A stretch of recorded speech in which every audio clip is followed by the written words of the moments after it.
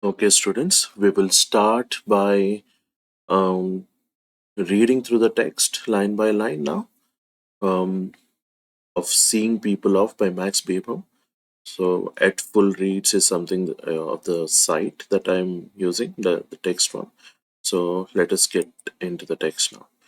So, I'm not good at it. Do it well seems to me one of the most difficult things in the world, and probably seems so to you too. To see a friend off from Waterloo to Vauxhall were easy enough, but we are never called on to perform that small feat. It is only when a friend is going on a longish journey and will be absent for a longish time that we turn up at the railway station. The dearer the friend and the longer the journey and the longer the likely absence. The earlier do we turn up and the more lamentably do we fail. Our failure is in exact ratio to the seriousness of the occasion and to the depth of our feeling. So here he begins the essay by making a honest admission that it is quite difficult for him to perform this feat of saying farewell, saying goodbye to a good friend or a relative, anyone who is going on a longest journey. So he also claims that it's harder when the friend is closer to your heart and the journey is longer and the duration that they are going to be away from us is longer. So he makes a personal admission and makes a general point that it is a difficult task to perform. So let us read on. This is clear enough. Um, in a room or even on a doorstep, we can make the farewell quite worthily. We can express in our faces the genuine sorrow we feel, nor do words fail us. There is no awkwardness, no restraint on either side. The thread of our intimacy has not been snapped. The leave taking is an ideal one. Why not then leave the leave taking at that? Always departing friends implore us not to bother to come to the railway station next morning. Always we are deaf to these entreaties, knowing them to be not quite sincere. The departing friends would think that it would be odd of us if we took them to their word, them at a word. Besides, they really do want to see us again, and that wish is heartily reciprocated. We duly turn up, and then, oh then, what a gulf yawns. We stretch our arms vainly across it. We have utterly lost touch. We have nothing at all to say. We gaze at each other as dumb animals gaze at human beings. We make conversation, and such conversation. We know that these are the friends from whom we parted overnight. They know that we have not altered. Yet, on the surface, everything is different. And the tension is such that we only long for the god to blow his whistle and put an end to the farce. So basically, here he's saying that it's much more difficult when it is in a public place, in a train station, when the leave taking is happening. So when it happens on your doorstep, you have that intimacy, that sort of personal touch to it, and mm, you don't find it quite awkward. It is quite genuine when you say goodbye to your friends at your doorstep, and for example, you have lunch or dinner at home to say goodbye to them, and that is a very hearty sort of beautiful and intimate sort of experience that you have, so that uh, everything goes smoothly in that case. But but the author is actually contrasting that with the experience that we have at train stations or airports, of how it turns into a very awkward thing, and sort of awkwardness develops because it's a public place. And we are just standing there awkwardly trying uh, waiting for the whistle to blow and the whole sort of farce of this farewell to end and the person to just go where they are supposed to go.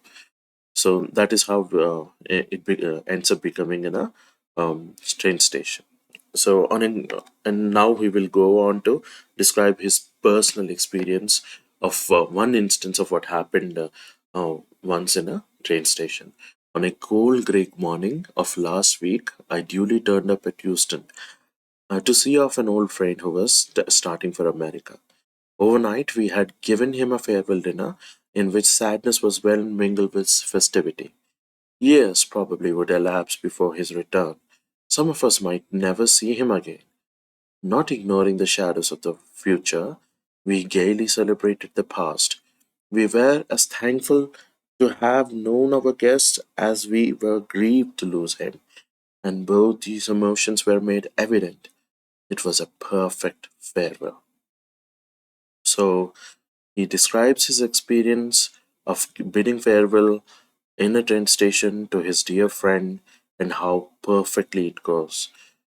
They they had a beautiful sort of farewell dinner, and it was perfect.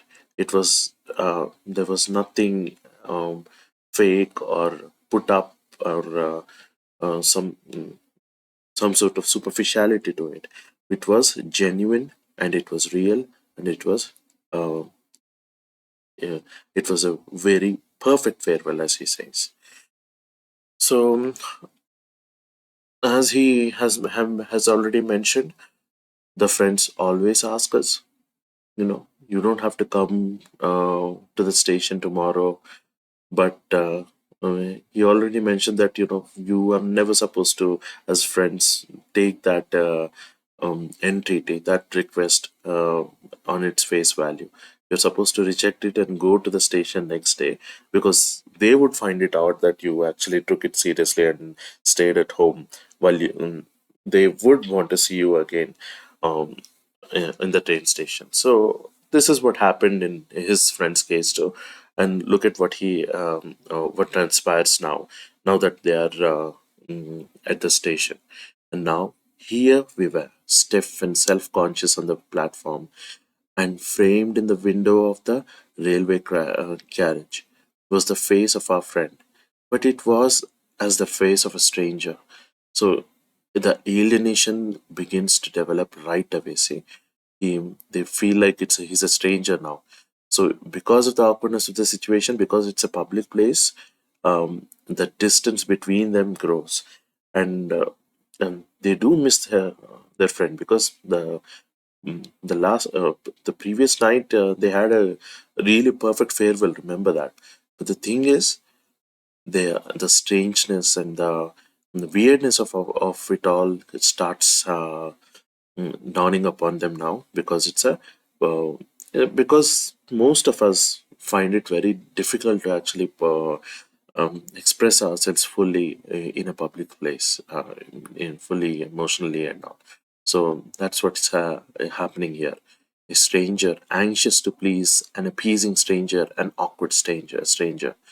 Have you got everything? Asked one of us, breaking the silence. Yes, everything, said our friend, with a pleasant nod. Everything, he repeated with an emphasis of an empty brain. We'll be able to lunch on the train. Said I, though this prophecy had already been made more than once. Oh, yes, he said with conviction. He added that the train went straight through to Liverpool. So basically, now they are just making small talk here.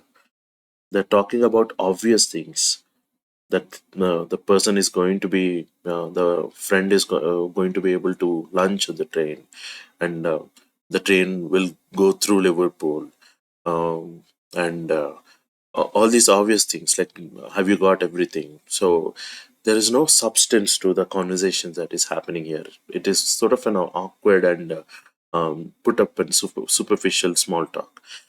So this fact seemed to strike us as rather odd.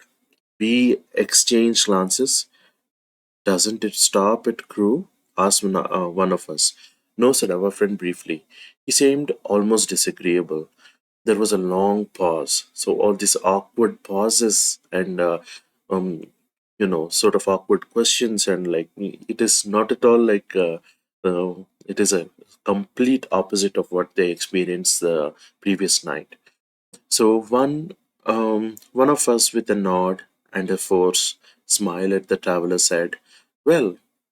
The nod, the smile, and the unmeaning monosyllable were returned conscientiously. Another pause was broken by one of us with a fit of coughing. It was an obviously assumed fit, but it served to pass the time. The bustle of the platform was unabated. There was no sign of the train's departure. Release, ours and our friends, was not yet. So you look at the last sentence that here it says. It's very funny actually. He says that a release, ours and our friends, was not yet. So they feel imprisoned in that awkward situation, almost like a jailed or imprisoned in that situation. They want the state to start and just this whole awkward situation to end.